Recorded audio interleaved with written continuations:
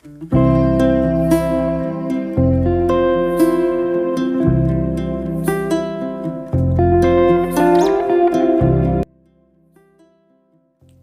positif dari berbagai isu. Strategi para elit Mekah ini menimbulkan efek yang tidak diperhitungkan oleh mereka sebelumnya. Semakin mereka membuat berbagai isu tentang Rasulullah SAW, semakin banyak orang tertarik untuk memperhatikan Rasulullah SAW. Ini merupakan titik awal bagi terbukanya lahan baru untuk berdakwah. Semua isu yang elit Mekah sebarkan ternyata tidak menyempitkan dada Rasulullah SAW, tetapi sebaliknya, menjadikan beliau memiliki kelapangan dada dalam menghadapi berbagai gangguan dakwah. Pada gilirannya, hal tersebut memudahkan Rasulullah SAW untuk senantiasa menyebarkan risalah tauhid yang sebelumnya banyak mengalami penolakan ketika pertama kali melakukan jahiliyah al-dakwah. Allah Subhanahu wa Ta'ala memberikan motivasi kepada Rasulullah SAW dengan mengingatkan bahwa setiap rasul yang telah diutus pastilah akan dikatakan oleh kaumnya sebagai majnun, berkomunikasi dengan jin atau sihir, penyihir, seperti tergambar dalam Quran surat Az-Zariyat ayat 52. Allah Subhanahu wa Ta'ala mencontohkan bagaimana kaum Nuh alaihissalam mendustakan seruan yang disampaikan secara mengatakan bahwa Nabi Nuh alaihissalam adalah majnun. Hal ini terekam dalam Quran surat Al-Qamar ayat 9. Begitu juga yang dialami Nabi Musa alaihissalam oleh Fir'aun difitnah dengan gelar majnun dan sihir. Hal ini dapat terbaca dalam Quran surat Az-Zariyat ayat 39 dan Asy-Syura ayat 27. Allah Subhanahu wa Ta'ala juga meyakinkan kepada Rasulnya bahwa di balik semua kesulitan pasti dibarengi dengan berbagai kemudahan. Dan ini terbukti nyata ketika para tokoh non-Quraisy mulai tertarik dengan seruan Rasulullah SAW. Kesempatan terbuka ini harus dimanfaatkan Rasulullah SAW secara efektif dan efisien. Terbingkai dalam rangkaian program yang sudah dicanangkan secara bertahap, yaitu berdakwah ke seluruh manusia. Inni Rasulullah ilaikum jami'an. Segala harapan berkeberhasilan tentunya harus disandarkan kepada Allah Subhanahu wa Ta'ala dan konsep rububiyahnya.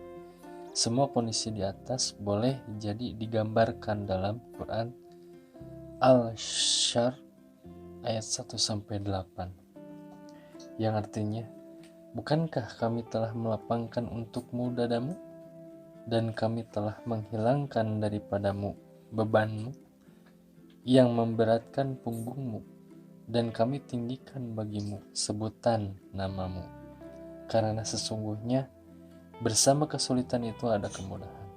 Sesungguhnya bersama kesulitan itu ada kemudahan. Maka apabila kamu telah selesai dari sesuatu urusan, kerjakanlah dengan sungguh-sungguh urusan yang lain, dan hanya kepada Rabb mula hendaknya kamu berharap. Kenyataan pahit yang diperoleh para elit Mekah adalah pada musim haji tersebut, orang-orang Arab non-Quraisy mulai mengetahui tentang keberadaan Rasulullah SAW sebagai Nabi akhir zaman, sehingga nama beliau secara otomatis dan efektif menyebar ke seluruh jazirah Arab tanpa perlu bersusah payah mengadakan perjalanan ke berbagai daerah jazirah. Nama Rasulullah SAW semakin melambung, tidak hanya di seputar Makkah, tetapi juga di seluruh jazirah Arab. Berbagai isu dalam rangka pembunuhan karakter Rasulullah SAW rupanya tidak hanya diperuntukkan bagi masyarakat pribumi Mekah saja, tetapi hal ini pun diberlakukan kepada pendatang yang berasal dari luar Mekah. Sebagai contoh, sebut saja Al-Tufail bin Amr Al-Dawsi, seorang penyair kondang dari Yaman.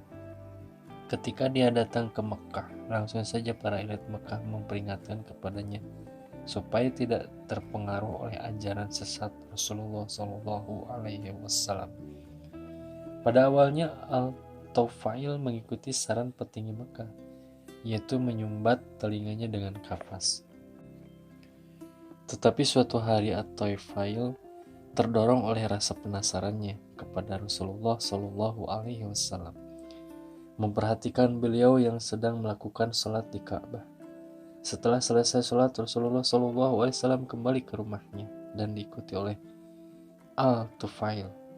Ketika sudah sampai dan dipersilahkan masuk, terjadilah dialog yang memuaskan Al-Tufail baik dari segi materi ataupun penjelasan sistematis yang diberikan oleh Rasulullah Shallallahu Alaihi Wasallam. Segera ia memeluk Islam dan setelah kembali kepada kaumnya, ia menyeru mereka untuk mengikuti masuk Islam. Seruannya tersebut mendapatkan respon positif dengan masuk Islamnya sebagian besar suku Daus. Penggalan-penggalan kisah Al-Tufail ini dapat terbaca dalam Al-Bukhari, Muslim, dan Ahmad. Begitu pula dengan kisah masuk Islamnya Damad al-Azidi.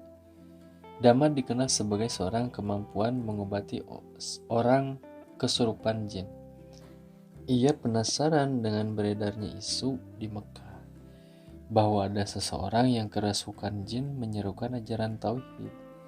Ketika ada kesempatan, ia datang ke Mekah. Damad langsung menemui Rasulullah Shallallahu Alaihi Wasallam untuk menawarkan terapi pengobatan kepada beliau. Dengan sabar Rasulullah Shallallahu Alaihi Wasallam bersabda, "Segala puji bagi Allah, Tuhan yang selalu kita puji dan kita mohonkan pertolongannya. Siapa yang ditunjuki Allah, niscaya tidak akan ada yang bisa menyesatkannya sama sekali. Dan siapa yang disesatkan oleh Allah, niscaya tidak akan ada yang bisa menunjukkan sama sekali. Aku bersaksi bahwa sesungguhnya tidak ada Tuhan selain Allah semata, yang tidak dimiliki satu sekutu pun, dan bahwa sesungguhnya Muhammad adalah hamba sekaligus Rasulnya." Damad tidak dapat menahan kekagumannya terhadap kalimat yang disabdakan Rasulullah Shallallahu Alaihi Wasallam di atas, sehingga ia meminta kepada Rasulullah Shallallahu Alaihi Wasallam untuk mengulangi ucapannya tersebut. Diriwayatkan bahwa beliau mengulanginya sampai 3 kali. Lalu Damad meyakinkan kepada dirinya sendiri bahwa ucapan Rasulullah SAW bukanlah ucapan seorang kahin atau dukun, tukang sihir, ataupun ucapan penyair. Tetapi Damad baru pertama kali mendengarkan sebuah kalimat yang tiada cacat dari segi apapun, sehingga mendorong ia untuk masuk Islam atas nama dirinya dan kaumnya. Inilah yang diturunkan oleh Muslim dalam Sahihnya. Dalam Al-Sahihain terdapat pula kisah masuk Islamnya Abu Dzar Al-Ghifari yang diriwayatkan secara panjang.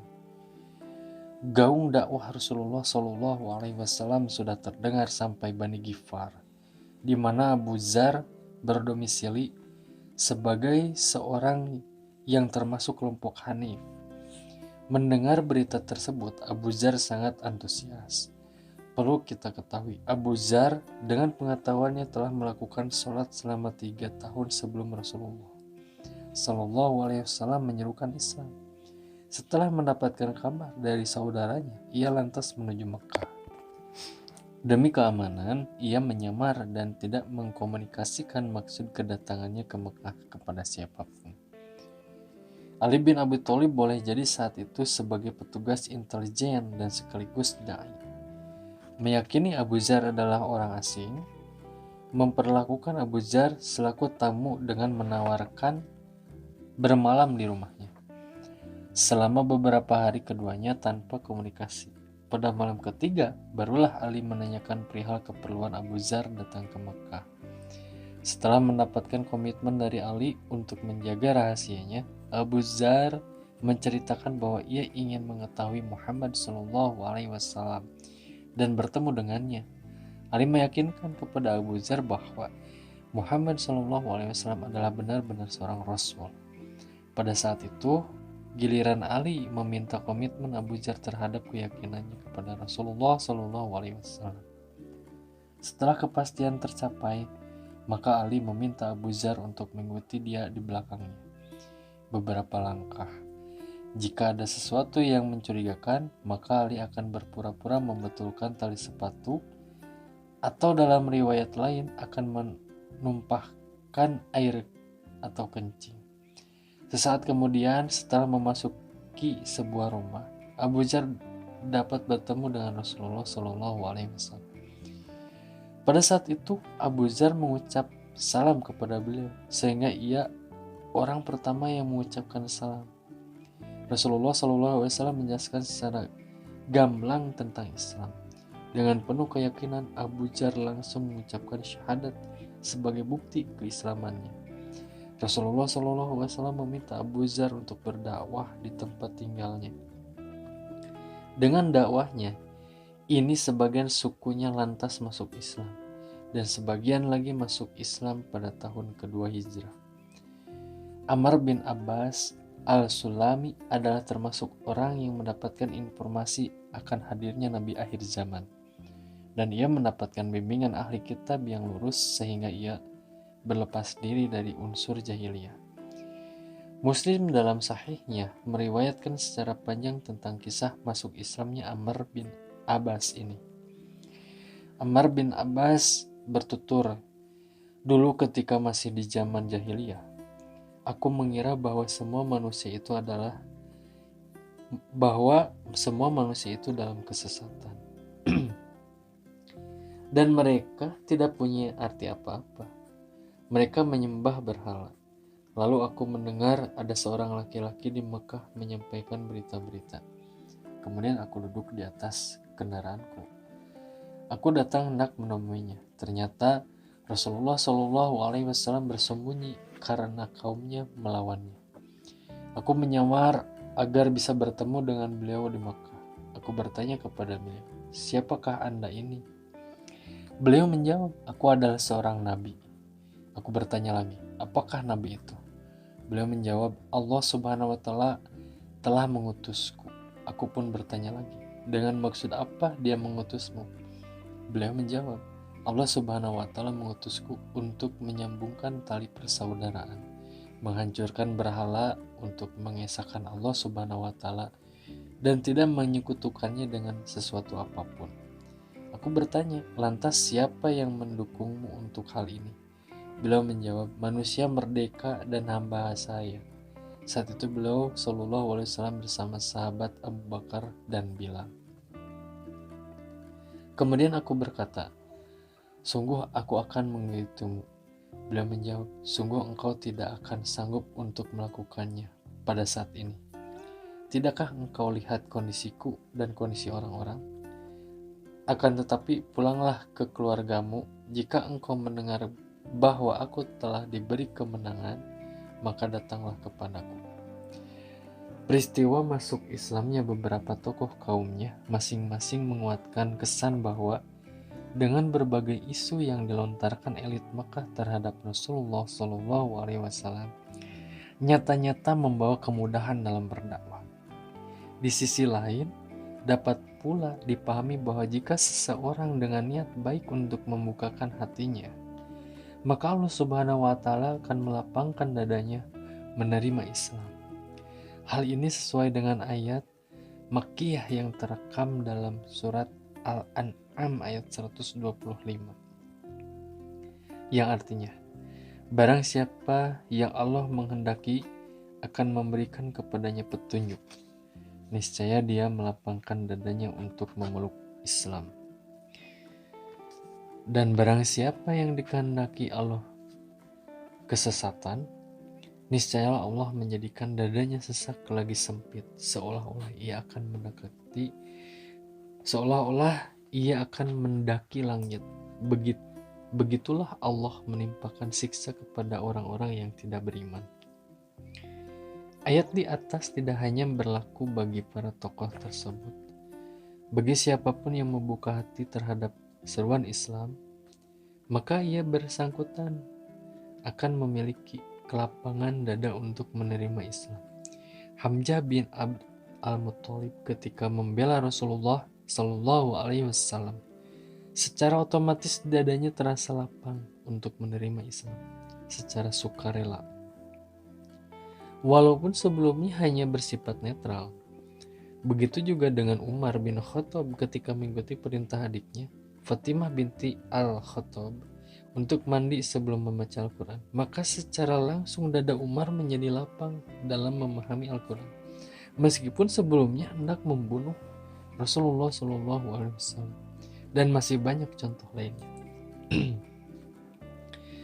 Sebaliknya bagi siapapun yang bersikap a priori terhadap Islam disebabkan oleh penyakit dalam hatinya, dapat dipastikan dadanya sesak, lagi sempit ketika mendengar ajaran tauhid.